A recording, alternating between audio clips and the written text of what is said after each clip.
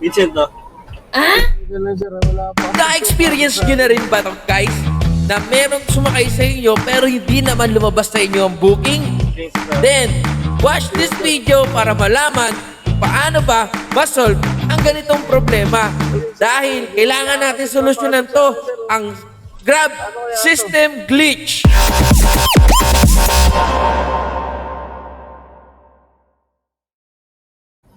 Naranasan mo na rin ba, mga kawanabi, na hindi sumakay sa iyong pasahero pero wala naman sa booking mo? So, ano ba ang dapat gawin pagdating sa mga ganitong sitwasyon? Ano ba ang dapat natin maging solusyon? Pababain ba si Pax at ipakancel na lang sa kanya dahil wala naman ito sa record natin? O etong solusyon na ginawa ko right on the spot at naihatid ko siya na andun pa rin sa booking ni Grab. So, ganito kasi yung nangyari dyan. So, meron tayong pasahero na pababa dito sa isang condominium sa may Makati.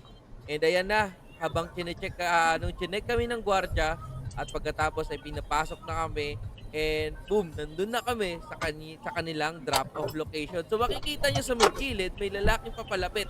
And ayan na, bumaba na yung dalawa kong pasahero. So, napansin ko na, alam ko na, right at that moment na meron akong pasahero.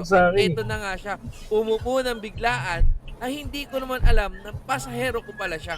Dahil nga po, hindi siya lumalabas sa booking ko. And ayan, pinakita niya sa akin ang confirmation na talagang ako ang driver niya. Ang ginawa ko ay umabante at ito ang ginawa ko step by step. Alam sir, start ko lang yung ano ko patigyan muna dito. Start ko lang yung phone ko At nangyayari kasi yun, wag sobrang mas... Sige po. Yung maraming nagbubukay min.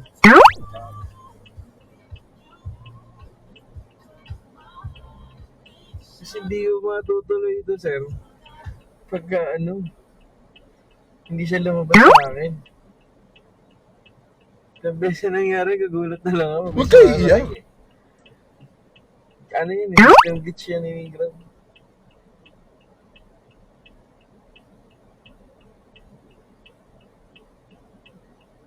Saan ba punta niya, sir? Yorkshire din, pare. Ondaluyo. Ondaluyo. Habang nagre-restart ang ating cellphone ay napakatagal. Kaya naisip ko i-fast forward mo na itong video na ito para naman mabilis nyo mapanood kung gumana ba yung restart technique na ginawa ko. And eto na nga yun guys, ang nangyari. Let's watch it. Ikaw to, sir? Vincent.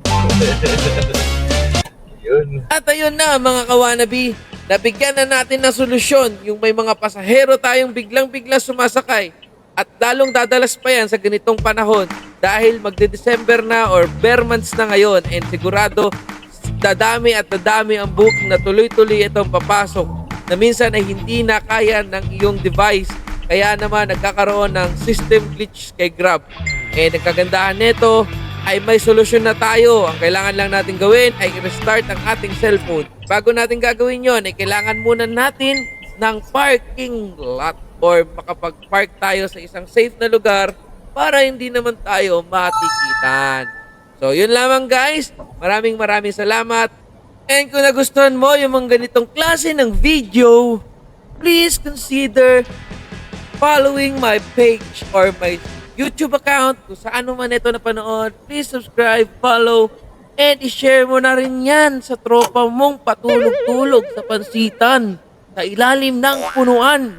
Kaya naman, marami pa tayong gagawing mga tips and tricks sa mga susunod nating video. Kaya please, follow nyo na yan.